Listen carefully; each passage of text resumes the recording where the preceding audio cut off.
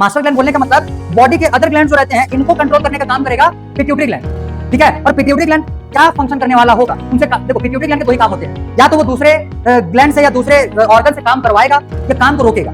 दो काम हो गया। अब काम करवाना है कि काम को रुकवाना है, इसका रिस्पांसिबिलिटी होता है हाइपोथैलेमस। सर्टोली सेल किसको कंज्यूम करता है? यहाँ पे जितने भी सेल डेब्रिस बनते हैं, सेल डेब्रिस बोलने का मतलब जितने भी सेल के वेस्ट प्रोडक्ट। अब मैंने तुमको क्या बोला, इस शेप से इस शेप में अगर कन्वर्ट होना है तो भाई इस साइड गोला दिख रहा है, गोले के साइज को कम करना पड़ेगा। अब गोले का साइज कम करोगे तो जेनेटिक मटेरियल को बाहर निकालोगे नहीं, तो निकलेगा क्या? अंदर का साइटोप्लाज्म। तो यहाँ पे साइटोप्लाज्म का लॉस होता है। तो ये सर्टोली सेल जब इनको मैच्योर कर देंगे उसके बाद इन्हीं स्पर्मेटोजोआ को रिलीज किया जाता है ल्यूमेन में। इन्हीं स्पर्मेटोजोआ को रिलीज किया जाता है ल्यूमेन में, और ल्यूमेन में इन स्पर्मेटोजोआ को रिलीज करने का जो प्रोसेस रहता है इसको हम बोलते हैं स्पर्मिएशन। क्या बोलते हैं उसको? स्पर्मिएशन। अब ध्यान दो, ठीक है। तो मैंने तुम लोग को पिछले वाले क्लास में जो स्पर्मेटोजेनेसिस था उसका बस एक ओवरव्यू दिया हुआ था, और स्पर्मेटोजेनेसिस में स्पर्म का जो फॉर्मेशन रहता है उसका हम लोगों ने एक ऊपर ऊपर से प्रोसीजर देखा हुआ था। मैंने उसको तुमको कनेक्ट करवाया था पिछले वाले चैप्टर से, जब हम लोगों ने किसका फॉर्मेशन देखा हुआ था? पॉलन ग्रेन का। सेम उसी टाइप से होता है। तो वो मैंने तुमको पिछले क्लास में बताया था भाई कि पॉलन ग्रेन जैसा पहले एक आया हुआ था, फिर माइटोसिस किया, माइटोसिस से 4 पॉलन मतलब 4 बने थे, 4 से फिर आगे चल करके फिर उसमें से मियोसिस होगा, मियोसिस में फिर माइक्रोस्पोर डायड, फिर माइक्रोस्पोर टेट्राड, ये सारे बनते थे उसमें से। बस सिमिलर प्रोसेस तुमको मेल गैमेट के फॉर्मेशन में भी देखने के लिए मिलता है। क्लियर? तो चलो भाई अब इसको वन बाय वन हम लोग नोट डाउन करते हुए डिटेलिंग इसका करते हैं। और हो जाए अगर आज टाइम, थोड़ा सा स्पीड में लिखने की कोशिश करना, टाइम हो जाएगा। हाँ, तो मैं तुमको फीमेल रिप्रोडक्टिव क्या था ये oogenesis, जो फीमेल गैमेट प्रोडक्शन रहेगा या उसका जो फॉर्मेशन रहता है वो मैं तुमको आज एक बार याद करवाऊंगा पहले, क्योंकि अगर लिखोगे सीधा हाँ तो भेजे में कुछ भी नहीं आएगा। पहले उसके पैटर्न को समझना भाई कि किस पैटर्न के हिसाब से उसमें फॉर्मेशन हो रहा है, क्योंकि उसमें एक दो नहीं, साइमल्टेनियसली हम लोग को बहुत सारे फंक्शंस को एक साथ देखना होता है, ठीक है। तो उसको जब तक तुमको याद नहीं होगा समझ में आएगा नहीं। ये उल्टा है, पहले उसको रट्टा मारेंगे, पहले सारे स्टेप्स को याद करेंगे, फिर उसको समझेंगे वन बाय वन। नाम ही याद नहीं रहेगा तो फिर एक चीज समझ में आएगा, पिछले वाली चीज दिमाग से उतरते जाएगा। और अगर ये चीज समझ में नहीं आएगा भाई फिर तो उसके बाद तुमको मेंस्ट्रुअल साइकिल देखना है, फिर उसमें से जो पूरे 9 मंथ पीरियड में बेबी का जो डेवलपमेंट रहता है वो मतलब हर चीज देखना, और वो तुम्हारा इसी से रिलेट होने वाला रहेगा। तो इसी वजह से ये तुम्हारे लिए बहुत ज्यादा इंपॉर्टेंट हो जाएगा। चलो हेडिंग लगाओ आज के लिए, स्पर्मेटोजेनेसिस।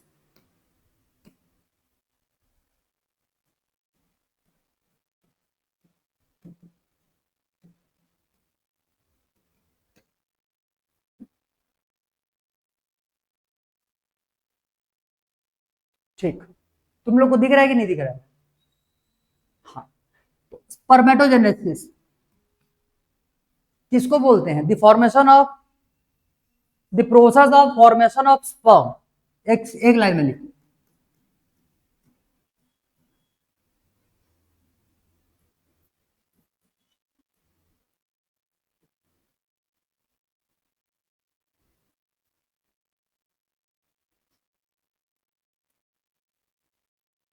और ये बनना स्टार्ट कब होगा? During puberty.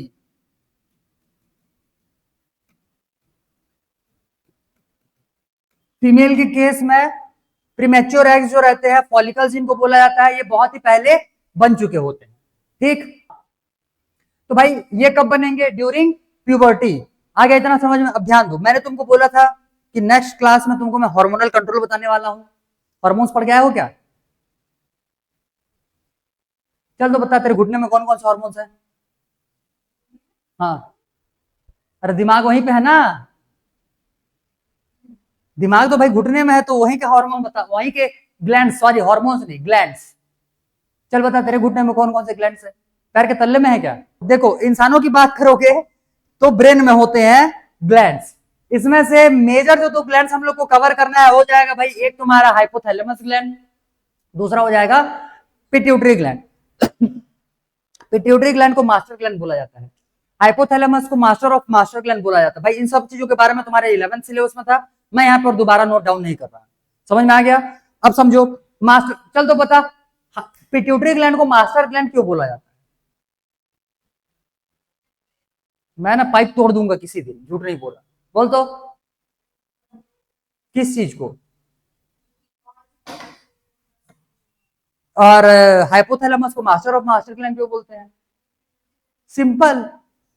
मास्टर ग्लैंड बोलने का मतलब बॉडी के अदर ग्लैंड जो रहते हैं इनको कंट्रोल करने का काम करेगा पिट्यूटरी ग्लैंड, ठीक है। और पिट्यूटरी ग्लैंड क्या फंक्शन करने वाला होगा उनसे देखो, पिट्यूटरी ग्लैंड के दो ही काम होते हैं, या तो वो दूसरे ग्लैंड से या दूसरे ऑर्गन से काम करवाएगा या काम को रोकेगा। दो काम वो हो गया। अब काम करवाना है कि काम को रुकवाना है, इसका रिस्पॉन्सिबिलिटी होता है हाइपोथैलेमस के पास, ठीक है। इसका तो इसीलिए हम लोग हाइपोथैलेमस को मास्टर ऑफ मास्टर ग्लैंड बोलते हैं और वहीं पिट्यूटरी ग्लैंड को मास्टर ग्लैंड बोलते हैं। बेसिकली इस चैप्टर में तुमको मेनली दो हार्मोन से डील करना है।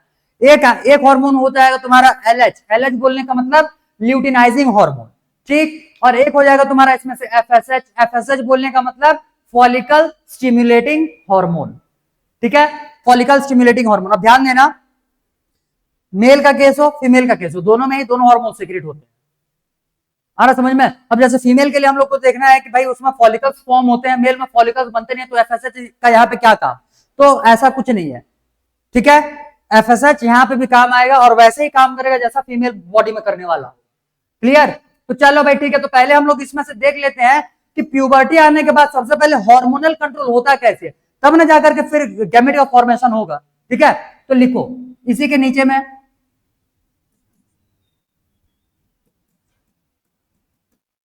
ड्यूरिंग प्यूबर्टी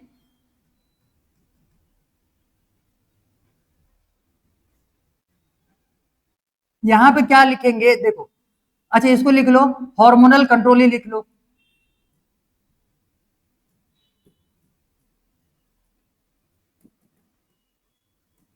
इसका एक दो पॉइंट जो रहेगा, अच्छा चलो मैं यहीं पे कवर करवा दूंगा बाद में, और करवाने पेंडिंग में रखेंगे तो कोई मतलब नहीं है। ड्यूरिंग प्यूबर्टी ध्यान देना, सबसे पहले हम लोग का आ जाएगा हाइपोथैलेमस ग्लैंड, ठीक है। लिखना बाद में, पहले सुनो और याद करो फिर लिखना आराम से। हाइपोथैलेमस ग्लैंड हो गया। हाइपोथैलेमस ग्लैंड जो रहता है ये ऑर्डर देगा भाई किसको?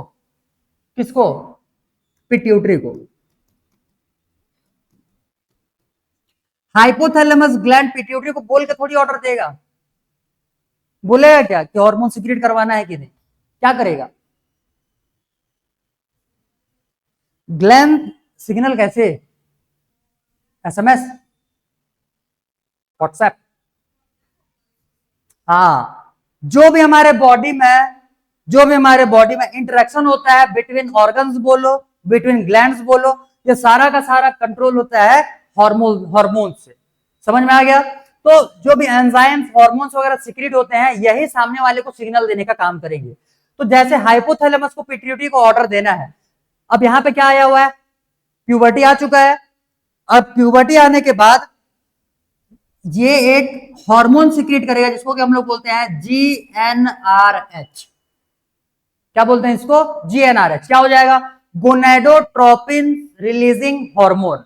क्या क्या हो जाएगा? Gonadotropin releasing hormone.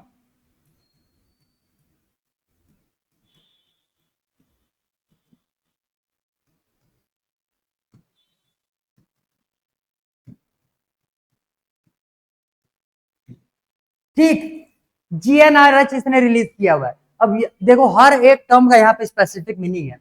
गोनेडोट्रोपिन बोलने का मतलब, गोनेडोट्रोपिन हार्मोन्स होते हैं दो, एक हो जाएगा तुम्हारा एफएसएच, दूसरा हो जाएगा एलएच, उन्हीं को बोला था गोनेडोट्रोपिन। रिलीजिंग बोलने का मतलब उन्हीं गोनेडोट्रोपिन को रिलीज करवाने के लिए हार्मोन सीक्रेट किया हुआ है हाइपोथैलेमस। किसके लिए? पिट्यूटरी ग्लैंड के लिए। पिट्यूटरी ग्लैंड के पास अब जीएनआरएच आ गया, अब उसको ये पता चल जाएगा भाई कि अब गोनेडोट्रोपिन रिलीज करना है, अब गोनेडोट्रोपिन रिलीज करना है, तो फिर ये रिलीज करेगा, रिलीज गोनेडोट्रोपिन।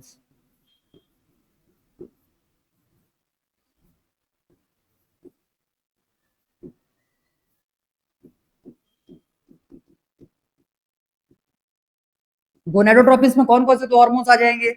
एक आ जाएगा तुम्हारा एफएसएच, मतलब फॉलिकल स्टिमुलेटिंग हार्मोन, तुम फुल फॉर्म लिखोगे, और एक आ जाएगा यहां से एलएच, एलएच बोलने का मतलब ल्यूटिनाइजिंग हार्मोन। अब ध्यान दो आगे के चैप्टर में इनका मैं फुल फॉर्म में कहीं पे यूज नहीं करने वाला, मैं तुमको सीधा एफएसएच और एलएच के नाम से बोलूंगा। मैं भेजे में तुम्हारे आ जाना चाहिए, एफएसएच मतलब फॉलिकल स्टिमुलेटिंग हार्मोन और एलएच बोलने का मतलब ल्यूटिनाइजिंग हार्मोन। आया इतना समझ में? क्लियर? अब ध्यान दो यहाँ पे इनके प्रॉपर फंक्शन, मैंने तुमको पिछले वाले क्लास में गोले गोले बना के बता दिया था। पहले क्या आता था? जो epithelial tissue, germinal epithelial tissue है, वो डिफरेंशिएट करेगा और सबसे पहले बनाएगा स्पर्मेटोगोनिया। स्पर्मेटोगोनिया फिर माइटोसिस करेगा और वो 4 में डिवाइड हो जाएगा। जब वो डिवाइड हो जाएगा उसमें से जो हेल्दी बन रहा होगा वो तुम्हारा बनाएगा क्या, स्पर्मेटोसाइट, और वो भी प्राइमरी। प्राइमरी स्पर्मेटोसाइट आते तक प्लॉइडी जो है ये 2n था। उसके बाद प्राइमरी स्पर्मेटोसाइट जो है ये क्या करने वाला होगा, मियोसिस। मियोसिस से फिर वो पहले दो के बाद फिर 4 क्या बनाएंगे, स्पर्मेटिड। क्या बनाएंगे, स्पर्मेटिड। और स्पर्मेटिड फिर जाकर के सर्टोली सेल में अटैच होगा और वहीं से फिर इसका बनने वाला रहता है स्पर्मेटोजोआ। क्लियर क्या, या फिर स्पर्म बोलो, दोनों में से जो भी है। ये क्लियर हो गया क्या? अब ध्यान देना, मैं इसको थोड़ा छोटा कर लेता हूं, वेट।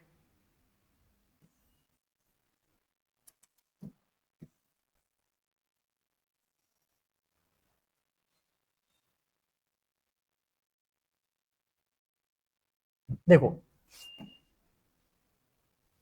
एफएसएच आ गया, एलएच आ गया। FSH follicle stimulating hormone. FSH जो रहता है इसका रिसेप्टर प्रेजेंट होता है सर्टोली सेल के पास।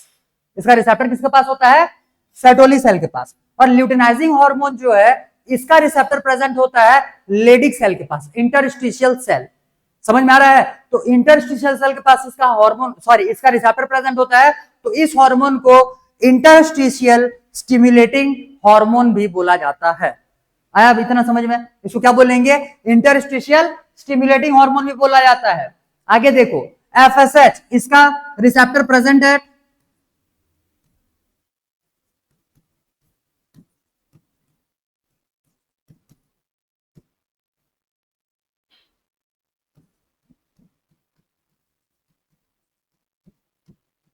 Sertoli cell. कहां पे इसका रिसेप्टर प्रेजेंट होगा, सर्टोली सेल के पास। अब ध्यान दो, सर्टोली सेल के पास जैसे ही एफएसएच आता है, सर्टोली सेल का मेन फंक्शन क्या होता है, स्पर्म को नॉरिशमेंट प्रोवाइड करना, मतलब स्पर्मेटिड जो है उसको नॉरिशमेंट प्रोवाइड करना। तो भाई स्पर्मेटिड मतलब स्पर्म के डेवलपमेंट में मेन फंक्शन तुम्हारा दिखाने वाला रहेगा एफएसएच। एफएसएच जैसे ही सर्टोली सेल के पास पहुंच जाता है तो उसके में ये एबिलिटी ला देता है, उसके में ये एबिलिटी ला देता है कि भाई अब स्पर्म को नॉरिशमेंट करना चालू करो, स्पर्म बनना चालू। अब भाई वहां पे इनके आंख कान नाक थोड़ी होते हैं जो इनको दिखेगा, बाजू में वहां कहीं पे स्पर्म मतलब छोटा सा स्पर्म सेल बन करके स्पर्मेटिड बन करके आया हुआ रहेगा, या फिर जो भी है स्पर्मेटोसाइट, सेकेंडरी स्पर्मेटोसाइट, स्पर्मेटिड, ये जो भी वहां पे बन करके आए हुए हैं, सर्टोली सेल को वो दिखेगा थोड़ी।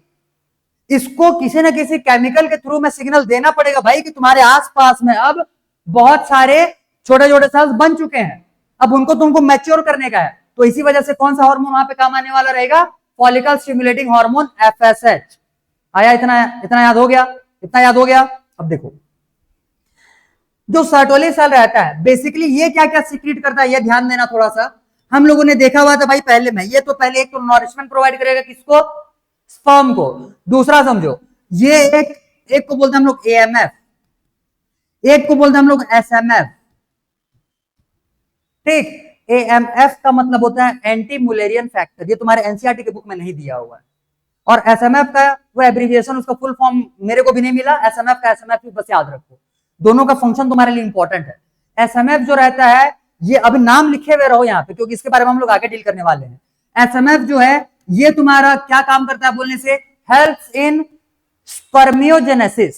ये स्पर्मेटोजेनेसिस है पूरा प्रोसेस, आगे में भी हम लोग देखेंगे स्पर्मियोजेनेसिस। स्पर्मेटिड बनाए थे, स्पर्मेटिड किससे अटैच होगा, सर्टोली सेल से। सर्टोली सेल फिर उसको नॉरिश करते हुए क्या बनाएगा, स्पर्म। तो स्पर्मेटिड से स्पर्म बनने का जो पूरा प्रोसेस था उसी को हम लोग बोलते हैं स्पर्मियोजेनेसिस। उसको क्या बोलते हैं, स्पर्मियोजेनेसिस। तो स्पर्मियोजेनेसिस में कौन हेल्प कर रहा है, एसएमएफ। लिखना, helps in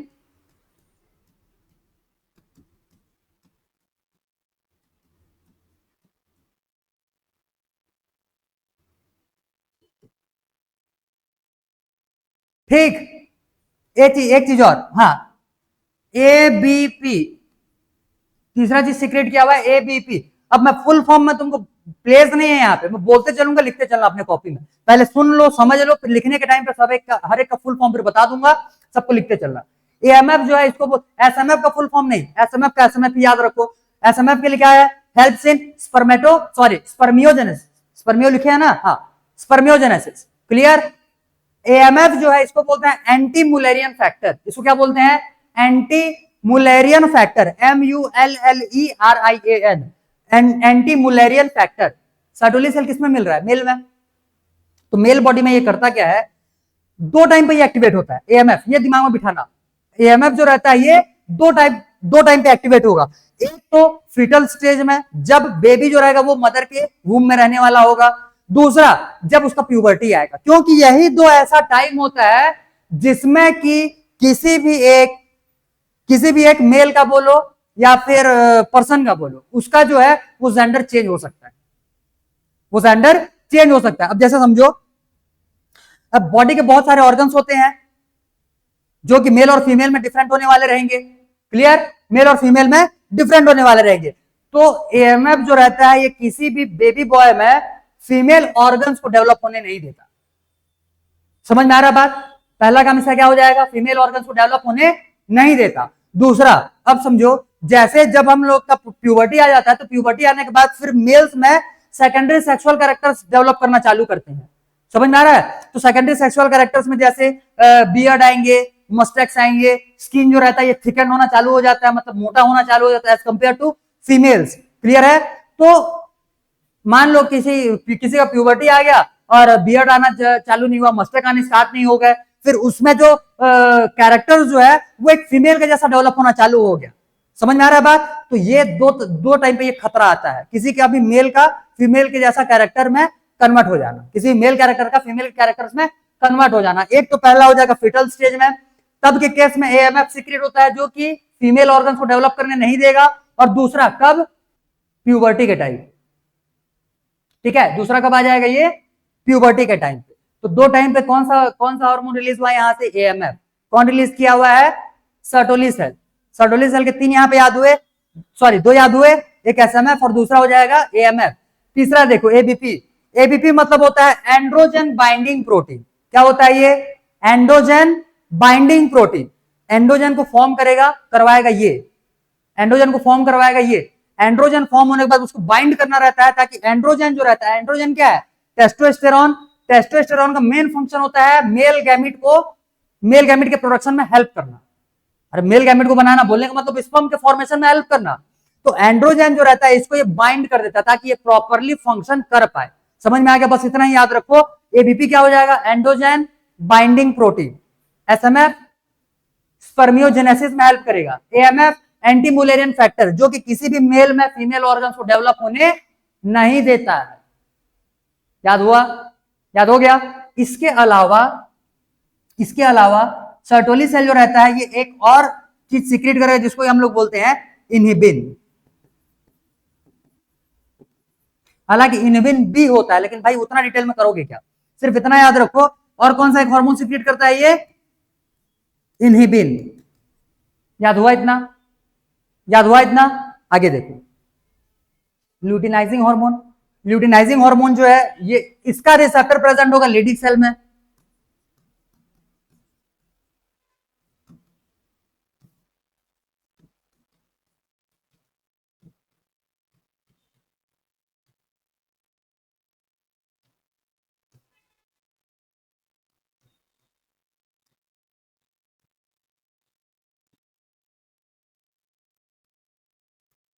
on Leydig cell. याद हुआ ये? अब ध्यान दो, लेडिक सेल मेनली बनाता क्या है? एंड्रोजन। एंड्रोजन मतलब टेस्टोस्टेरोन बनाता है। तो एलएच जो रहेगा, ल्यूटिनाइजिंग हार्मोन जो रहेगा, ये टेस्टोस्टेरोन को सिंथेसाइज करने में हेल्प करने वाला है। अब भाई लेडी सेल के पास जाया तो क्या हो जाएगा? ये टेस्टोस्टेरोन बनाएगा। तो क्या हो जाएगा? Form helps in formation of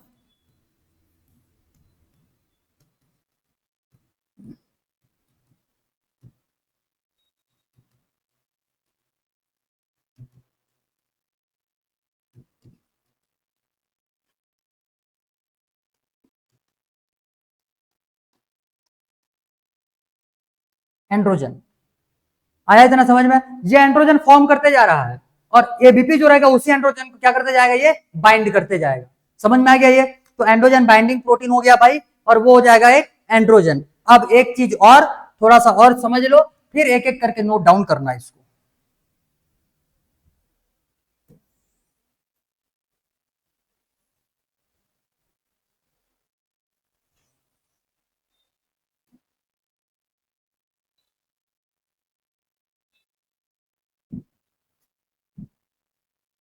अब ध्यान देना, हमारे बॉडी में अगर किसी एक स्पेसिफिक टाइप का हार्मोन अगर कंटिन्यूअसली, भाई यहाँ पे अगर एफएसएच कंटिन्यूअसली सीक्रेट होते रहेगा तो ये जो प्रोसेस, ये जो एक्टिविटीज हो रहे हैं, ये तो चलते चलेंगे।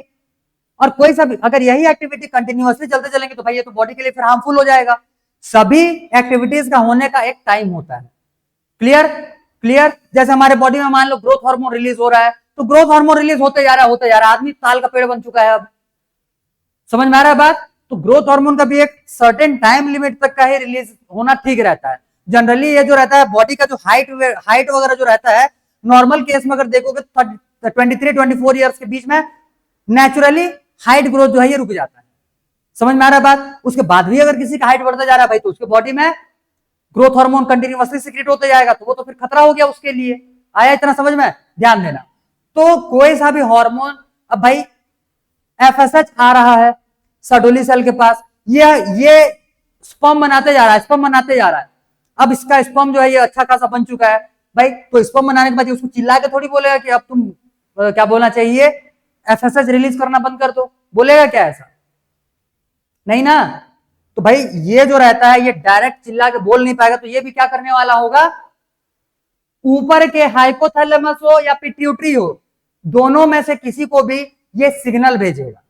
किसको भेजेगा भी देखेंगे, दोनों में से किसी को भी ये सिग्नल भेजेगा कि भाई जो एफएसएच रिलीज हो रहा है उसको अब बंद किया जाए। सेम वैसे ही इधर से एलएच आ रहा है बार बार, तो एलएच इधर से एक सिग्नल जाएगा किसके पास, हाइपोथैलेमस या फिर पिट्यूटरी के पास, और उसको फिर रोकने के लिए बोला जाएगा। अब ध्यान देना यहां पे, ये जो अभी हम लोगों ने सिस्टम देखा कि भाई हार्मोन रिलीज करवाना है, हार्मोन को सीक्रेट बंद करवाना है, तो इसको हम लोग बोलते हैं फीडबैक सिस्टम। इसको क्या बोला जाता है, फीडबैक सिस्टम। तो यहां पे हम लोग का दो फीडबैक सिस्टम चलता है, एक होता है नेगेटिव फीडबैक और एक होता है पॉजिटिव फीडबैक। अगर कोई सा हार्मोन किसी ग्लैंड को पॉजिटिव फीडबैक देता है तो वो उस ग्लैंड से हार्मोन सीक्रेट करवाने के लिए बोलता है, समझे? और अगर कोई सा हार्मोन नेगेटिव फीडबैक देता है किसी ग्लैंड को, तो वो उस वहां से सीक्रेट होने वाले हार्मोन को बंद करवाने का सिग्नल भेजता है।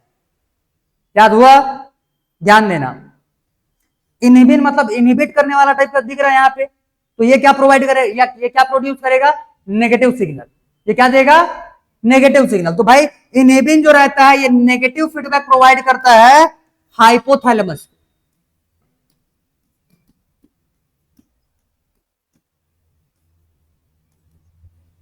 समझ में आया बात? क्लियर? तो इनहिबिन कौन बनाया, Sertoli cell. Sertoli cell inhibin कब बनाया, जब उसके पास एफएसएच आया। एफएसएच रिलीज कब हुआ था, जब प्यूबर्टी आया। प्यूबर्टी के टाइम पे एफएसएच रिलीज कौन किया, पिट्यूटरी। पिट्यूटरी से रिलीज कौन करवाया, हाइपोथैलेमस। समझ में आ गया? तो भाई ये रिलीज होने का प्रोसेस हो गया। अब उसको रोकने के लिए इनहिबिन जो खुद कौन बनाया था, सर्टोली सेल, वही इनहिबिन अब किसको सिग्नल देने वाला रहेगा, हाइपोथैलेमस। क्लियर? क्लियर? तो ये हो जाएगा भाई नेगेटिव फीडबैक इनहिबिन का। दूसरा समझो, इधर क्या बना हुआ है, एंड्रोजन।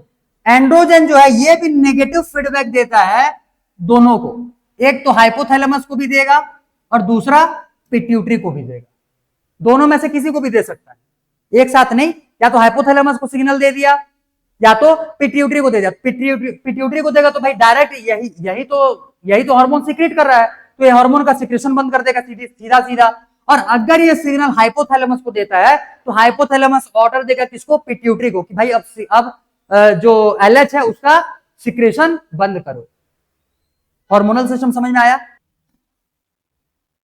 डायरेक्ट पिट्यूटरी को देगा, उसी से रिलीजिंग को बंद करवाएगा। हाँ, डायरेक्ट पिट्यूटरी।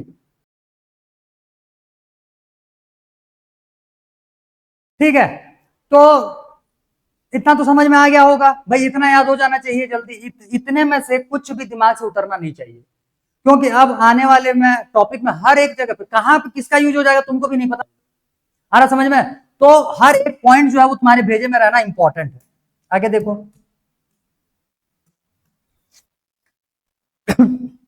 अब नेक्स्ट हम लोगों ने जो देखा हुआ था गैमेट का फॉर्मेशन, उसको जो पिछले क्लास में तुमको बताए थे उसको एकदम शॉर्ट में निपटाते हैं। देखो लिखो इसमें गैमेट फॉर्मेशन।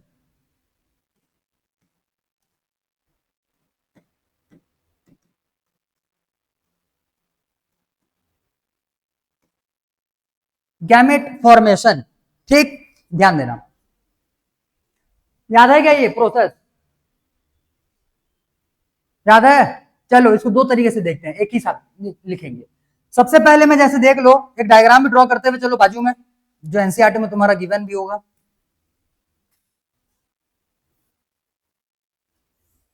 ये हम लोगों ने एक सेमिनिफेरस ट्यूब्यूल का एक स्लाइस ले लिया, एक टुकड़ा ले लिया। ठीक, अब इसमें होगा क्या, इसमें बहुत सारे अलग अलग सेल्स जो है ये प्रेजेंट होंगे। सबसे ऊपर में यहां पे तुमको दिखेगा, देखो ध्यान से, होगा क्या, सबसे पहले ये था जर्मिनल एपिथेलियम। जर्मिनल एपिथेलियम आता है स्पर्मेटोगोनिया। क्लियर? तो हम लोग यहां से चालू करेंगे स्पर्मेटोगोनिया से।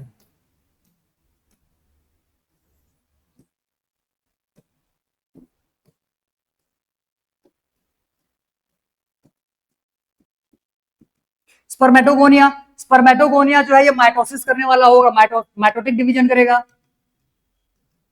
माइटोटिक डिवीजन करते हुए ये 2 और 2 से फिर बनाएगा 4।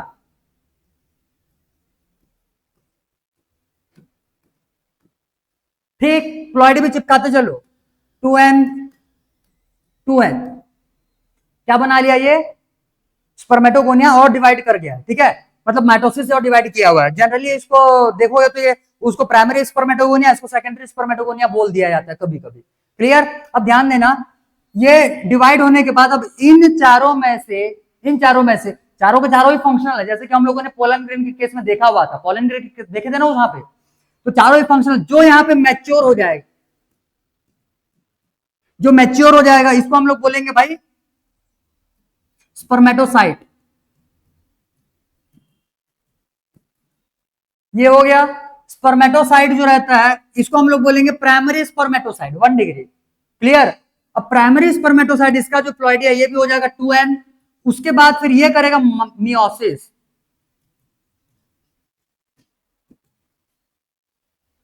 ठीक, मियोसिस, मियोसिस जो करेगा इसके बाद ये मियोसिस में ये क्या बनाने वाला रहेगा, 2 सेल्स बनाएगा। अब इनके जो प्लॉइडी रहेंगे भाई, अब ये चेंज हो जाएगा, मियोसिस हुआ तो ये हो जाएंगे 2n, सॉरी n। इसको हम लोग बोलेंगे रिडक्शनल डिवीजन, इसको हम लोग बोलेंगे रिडक्शनल डिवीजन। उसके बाद फिर मियोसिस 2 होगा, और ये जो रहता है भाई मियोसिस 2 ये इक्वेशनल डिवीजन होता है। मियोसिस 2 कैसे हो जाएगा, इक्वेशनल डिवीजन। इक्वेशनल डिवीजन बोलने का मतलब इनके पास नंबर ऑफ क्रोमोसोम्स जितना, सॉरी इनके पास नंबर ऑफ क्रोमोसोम्स जितना, उनके डॉटर्स के पास भी उतना ही होगा, और यहाँ पे नंबर ऑफ क्रोमोसोम जितना था वो रिड्यूस हो जाएगा, आधा आधा हो जाएगा, इसीलिए इसको बोला जाता है रिडक्शनल डिवीजन। तो मियोसिस 1 का, मियोसिस में से मियोसिस 1 कैसा होता है, रिडक्शनल डिवीजन से, और मियोसिस 2 कैसा हो जाएगा, इक्वेशनल डिवीजन से। आया इतना समझ में? इसके बाद इनके क्रोमोसोम्स भी लिख लो भाई, इसका क्या हो जाएगा 44 प्लस एक्स वाई, सेम यहां पे आ जाएगा 44 प्लस एक्स वाई सभी के, ये हो जाएगा भाई 44 प्लस एक्स वाई सभी का। यहां से ये हो जाएगा 22 प्लस एक्स एक, और एक हो जाएगा 22 प्लस वाई। क्लियर? अरे पिछले वाले क्लास में बताए थे क्या इसको? आगे फिर यहां से भाई ये जब इक्वेशनल डिवीजन हो रहा है तो ये भी कितना बना लेगा, 22 प्लस एक्स, 22 प्लस एक्स, और ये बनाएगा 22 प्लस वाई और 22 प्लस वाई। हुआ? हुआ? अब इसको हम लोग डायग्राम से देख लेते हैं थोड़ा।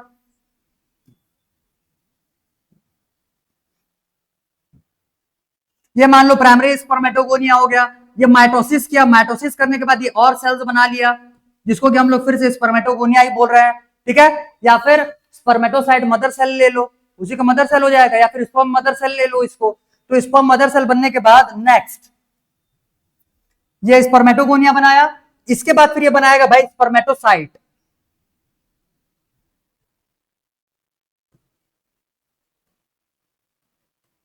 इसको लेयर बाय लेयर बताते चलना है, पहले डायग्राम में ड्रॉ कर लेते हैं, उसके बाद फिर यहां पे, और यहां पे प्रेजेंट होगा सर्टोली सेल।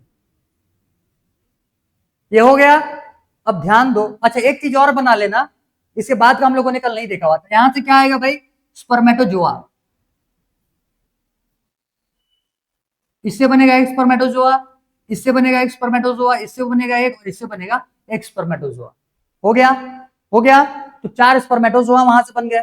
यही आगे चल करके यही या इसी को स्पर्म मान लो, इसको बोलते हैं स्पर्मेटोजोआ, इसको बोलेंगे स्पर्मेटिड। क्लियर? अब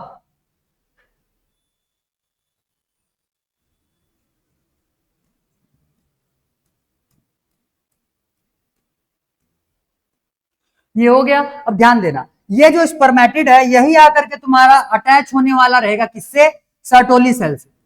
ये हो गया अटैच। अब ध्यान दो, ध्यान दो, यहां पे फिर एक और डिफ्रेंशिएशन होगा, यहां से फिर एक और डिफ्रेंशिएशन होगा। ध्यान देना, ये कौन सा शेप में तुमको दिख रहा है? राउंड शेप में। और इसके बाद फिर इसका टांग पूछ वूछ भी निकलने वाला होगा। तो भाई शेप चेंज किया कि नहीं किया? अब से ये जो शेप चेंज किया है इसमें बहुत ज्यादा चेंजेस आए हुए हैं, इसको अभी हम लोग आगे में देखेंगे। इसमें क्या होते हैं? बहुत ज्यादा चेंजेस आते हैं। क्लियर? जब यहां से वहां जाएगा तो इसका जो साइटोप्लाज्म रहता है, बहुत ज्यादा साइटोप्लाज्म को ये लूज कर देता है, और उसी साइटोप्लाज्म को कंज्यूम करने वाला होगा सर्टोली सेल। तो सर्टोली सेल का एक फंक्शन में आता है, ये फैगोसाइटोसिस भी करेगा। फैगोसाइटोसिस का मतलब क्या होता है? बल्क अमाउंट पे चीजों को कंज्यूम करना। क्लियर? और बल्क अमाउंट पे पीने वाले को क्या बोलते हैं? हे भगवान, cell eating process, cell drinking process कभी नहीं सुने हुए हो क्या? सेल ईटिंग प्रोसेस को सेल अगर खाना खाता है तो उसको फैगोसाइटोसिस बोलते हैं। सेल अगर पानी पीता है या लिक्विड कंज्यूम करता है तो उसको पिनोसाइटोसिस बोलते हैं। सब 11th का सिलेबस का है, पैदलों 9th वालों तक को पढ़ाया गया, उनको भी याद रहता है। फैगोसाइटोसिस मतलब क्या होगा? खाना। समझ में? बल्क अमाउंट पे खाना। अब भाई अगर ये खाना खाए, मतलब कुछ खाएगा ना ये, तो सर्टोली सेल किसको कंज्यूम करता है? यहां पे जितने भी सेल डेब्रिज बनते हैं, सेल डेब्रिज बोलने का मतलब जितने भी सेल के वेस्ट प्रोडक्ट। अब मैंने तुमको क्या बोला? इस शेप से इस शेप में अगर कन्वर्ट होना है तो भाई इसका जो गोला दिख रहा है, गोले के साइज को कम करना पड़ेगा। अब गोले का साइज कम करो तो उसका जेनेटिक मटेरियल तो बाहर निकालोगे नहीं, तो निकलेगा क्या? अंदर का साइटोप्लाज्म। तो यहाँ पे साइटोप्लाज्म का लॉस होता है। समझ में आया बात? क्या होता है? साइटोप्लाज्म का यहाँ पे लॉस होता है, और उसी साइटोप्लाज्म का जो लॉस होता है वो साइटोप्लाज्म को हो गया। और उसके अलावा और भी जो सेल डेब्रिज रहते हैं, भाई यहाँ पे कचरा नहीं हो जाएगा क्या? तो उस कचरे को साफ कौन करता है? Sertoli cell. सर्टोली सेल पीछे वाले में लिखे थे, वहां पे मैंने तुमको फंक्शन में नहीं लिखवाया था, एक और उसका फंक्शन लिखो, परफॉर्म फैगोसाइटोसिस। Perform phagocytosis.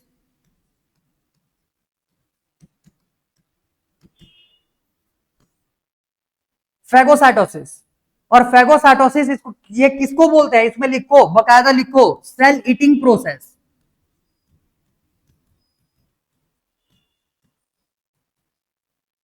ये क्या है? Cell eating process. तो सर्टोली सेल जो रहता है ये सेल डिब्रिज को पूरा का पूरा कंज्यूम कर जाएगा। इसी प्रोसेस को बोला जाता है फैगोसाइटोसिस।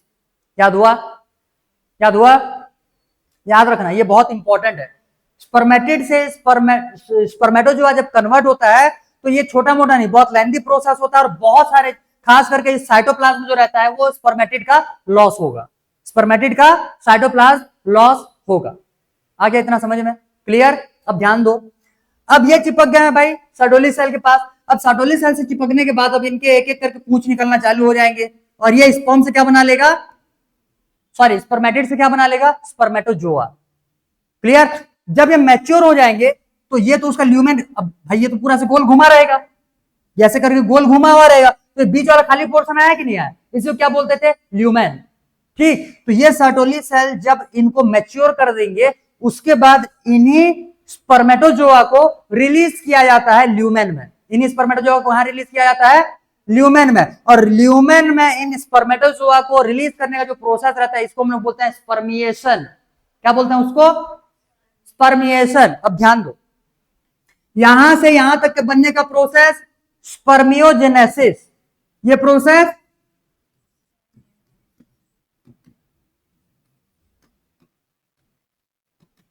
स्पर्मियोजेनेसिस, समझ में आ गया? और यहां से रिलीजिंग ऑफ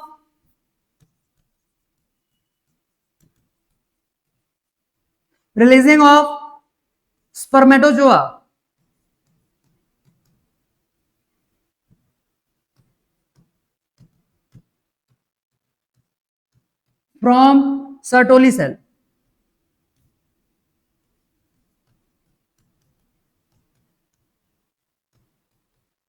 इसको बोलते हैं स्पर्मिएशन।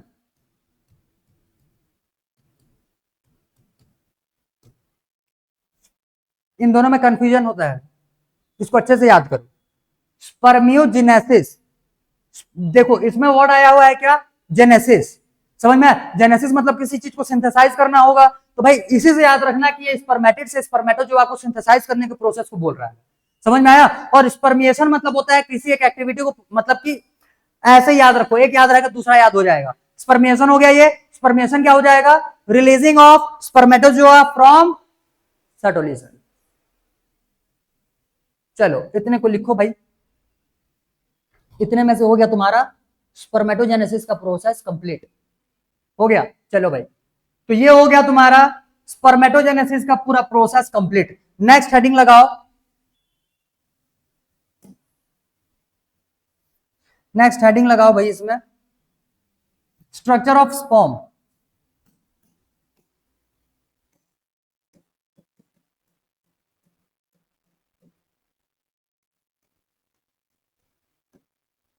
स्ट्रक्चर ऑफ स्पर्म, चलो इधर ड्रॉ करते हैं फटाफट।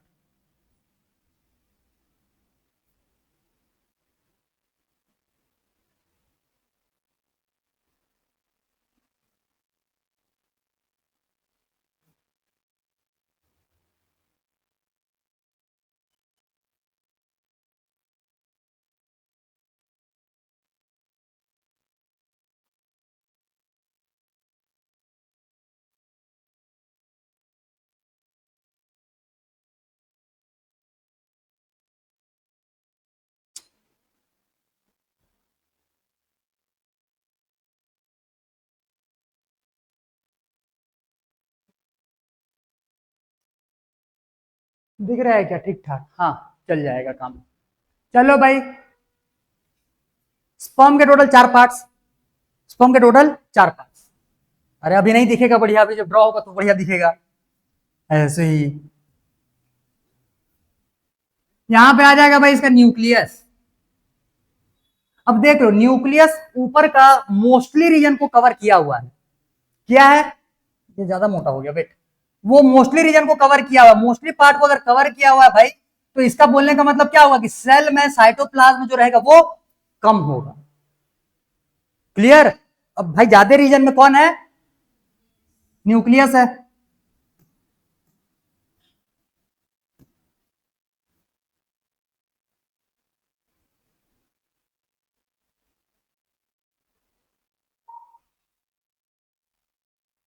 ठीक, अब दिख जाएगा। अब ध्यान दो, सेल के टोटल हम लोग को 4 पार्ट्स देखने हैं। सबसे पहले में आ जाएगा भाई ये हेड रीजन, ठीक है। उसके बाद यहां पे आ जाएगा ये नेक, ये नेक हो गया। नेक के बाद फिर ये जो डब्बा बनाया हुआ है ये हो जाएगा मिडिल पीस।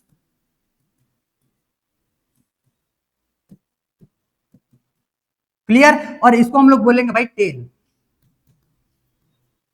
टेल में ये जो व्हाइट कलर का बीच में बना हुआ है इसको बोलते हैं एक्सियल फिलामेंट।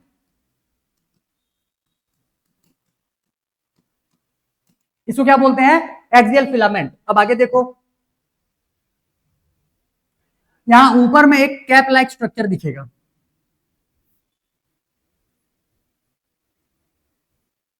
यहां ऊपर में ये कैप लाइक स्ट्रक्चर दिखेगा, ठीक। तो इतने पार्ट को अब एक चीज और, एक चीज और बचा है, वेट, एक्चुअली में 2 चीजें बचा है। एक तो यहां पे ये आ जाएगा नेक वाले पार्ट में एक रीजन, एक पार्ट, और दूसरा पार्ट आ जाएगा भाई यहाँ पे। ये जो लाल कलर के गोले गोले वहां पे दिखाए हैं, दिख रहा है कि नहीं दिख रहा है?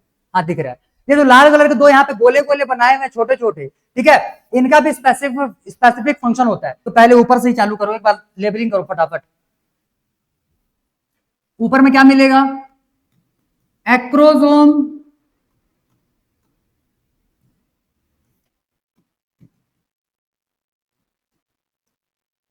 ये होता है कैप, कैप लाइक स्ट्रक्चर। उसके बाद फिर यहां पे क्या आ जाएगा, ये न्यूक्लियस। ये क्या हो जाएगा, नेक के पास क्या प्रेजेंट है, यहां पे आ जाएगा सेंट्रियोल्स। ठीक, सेंट्रियोल्स में तुम्हारे दो टाइप के, एक हो जाएगा प्रॉक्सिमल, एक हो जाएगा डिस्टल। प्रॉक्सिमल और डिस्टल। इसके बाद फिर एक चीज और याद रखना, यहां पे जो है ये एक माइटोकॉन्ड्रिया का ऐसे स्पाइरल स्पाइरल शेप में ये अरेंज होते हैं। माइटोकॉन्ड्रिया यहाँ पे स्पाइरल शेप में अरेंज्ड होते हैं। ये कहां पे? मिडिल पीस में। समझ में आ रहा है? तो माइटोकॉन्ड्रिया जो यहाँ पे स्पाइरली अरेंज रहते हैं, इनको बोला जाता है नेबेनकन। क्या बोला जाता है? हाँ, बुक में नाम भी है, करोगे क्या कर सकते हैं। मिडिल पीस क्या हो जाएगा? ये कंटेन्स स्पाइरल माइक्रो माइटोकॉन्ड्रिया है। तो मैं क्या लिखा हूं कहीं पे? अच्छा, यही लिखे हैं क्या? TAL ही लिखे हैं, TAIL है। Contain mitochondria. माइटोकॉन्ड्रिया इसी को क्या बोला जाता है? नेबेनकन। कॉल्ड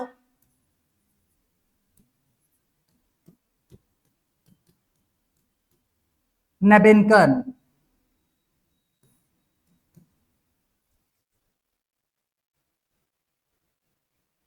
हुआ क्या? हुआ? आज सुन लो, अगले क्लास में लिखना कि लिख के जाओगे। नहीं है, कम ही है। हो गया क्या? ये इतना इतना बना लिए। अब ध्यान दो, ऊपर में क्या है? एक्रोसोम। एक्रोसोम जो है, अच्छा चलो फटाफट लिखते चलो साथ ही साथ में।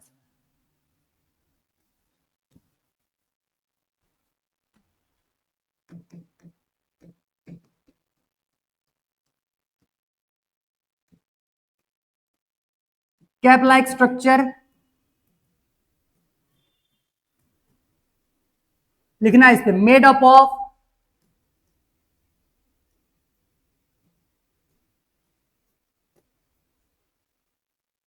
Golgi bodies.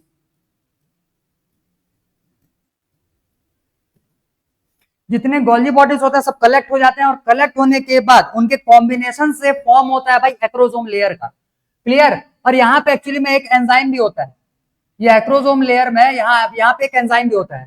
ठीक, तो इसमें लिखना contain contain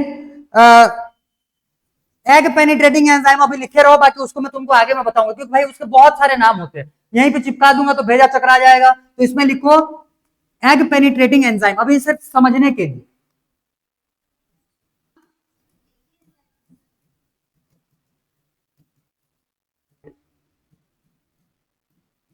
contain egg penetrating enzyme. Second number, नीचे उतरो बॉडी पे,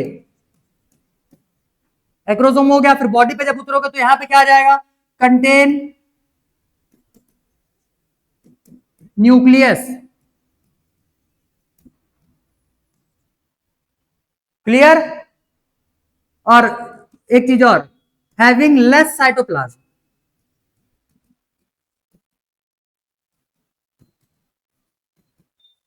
ध्यान दो, इसके पास साइटोप्लाज्म कम है, ये जाएगा एग के पास में। तो इसके पास जब साइटोप्लाज्म कम है भाई, क्योंकि साइटोप्लाज्म में नॉरिशमेंट के लिए बहुत सारे एलिमेंट जो रहते हैं वो उसी में प्रेजेंट होते हैं। अगर साइटोप्लाज्म कम हो गया तो भाई इसका नॉरिशमेंट प्रॉपरली फिर आगे चल करके नहीं हो सकता। तो इस वजह से जैसे ही एग में पेनिट्रेट करेगा तो इसको प्रॉपरली साइटोप्लाज्म मिलना चाहिए। तो ध्यान देना, एग के पास ज्यादा साइटोप्लाज्म होता है, एग के पास ज्यादा। जब ये डिवीजन करता है तो ये फॉर्मेशन के टाइम पे अपना एग जो अपना जो साइटोप्लाज्म रहता है इसको लूज कर देता है। ठीक, लेकिन जब एग डिवीजन करता है तो वो ऐसे डिवाइड करेगा कि एग के पास में ज्यादा से ज्यादा साइटोप्लाज्म कंटेंट रहे। क्लियर? क्लियर? इसके बारे में फिर देखेंगे। बॉडी ये हो गया भाई। नेक्स्ट, नीचे उतरो, क्या आ जाएगा? नेक। क्या होता है यहां पे? सेंट्रियोल्स। एक हो जाएगा तुम्हारा प्रॉक्सिमल और एक हो जाएगा इसमें से distal.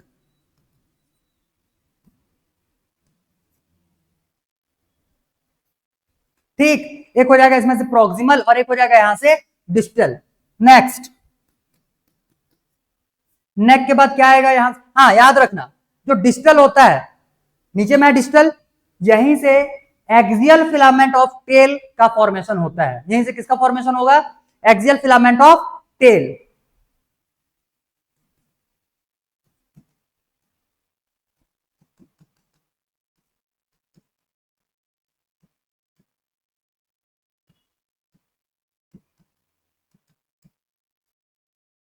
Axial filament of tail, clear. तो ध्यान दो, प्रोक्सिमल यहां पे है, प्रोक्सिमल यहां पे है, तो भाई जब एग में एंटर करेगा तो एक पार्ट जो रहता है यहां से टूटेगा, यहां से ऐसे टूटेगा, नीचे सेपरेट होकर के अलग, और बाकी जो पार्ट बचा हुआ है सीधा एंटर करेगा कहां पे, एग के इनसाइड में। समझ में आ रहा है। तो प्रोक्सिमल प्रोक्सिमल जो रहता है, प्रोक्सिमल सेंट्रियोल्स जो रहता है ये एग में एंटर करेगा, ठीक। तो उसमें लिख सकते हो it enters into egg, it enters into egg.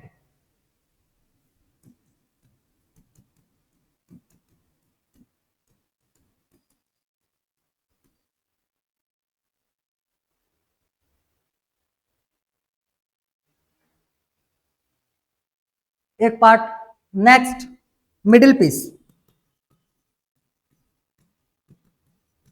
इसमें लिखना कंटेन्स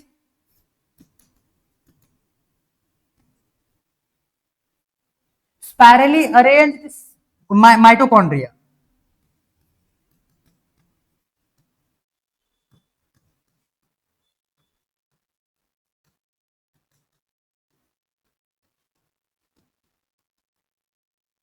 कॉल्ड नेबेनकन।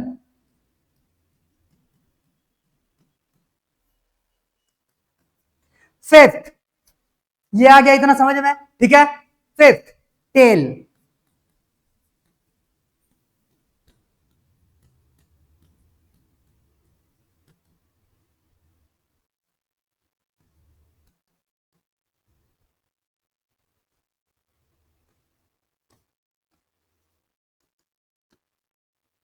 रिप्लेस मोटिलिटी,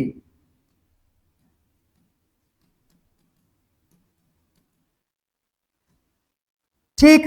अब ध्यान दो, इसी को एनर्जी का रिक्वायरमेंट होगा, तो इसका एनर्जी का फुलफिल कौन करता है, यहाँ पे प्रेजेंट माइटोकॉन्ड्रिया, ठीक है। वही उसको एनर्जी देंगे तो ये तेज भगाएगा इसको और भगाते हुए जाएगा। जब ये लोग जब ये पहुंच जाएंगे कहां पे, एग के पास में, तो जब ये पेनिट्रेट करने की कोशिश करता है तो यहां तक पेनिट्रेट होता है, फिर ये जो पार्ट है ये कट करके अलग हो जाता है और वो पार्ट जो है वो अंदर चला जाता है और फर्टिलाइजेशन हो जाता है भाई। फिर आया समझ में। चलो चलो चलो फटाफट लिखो इतने को।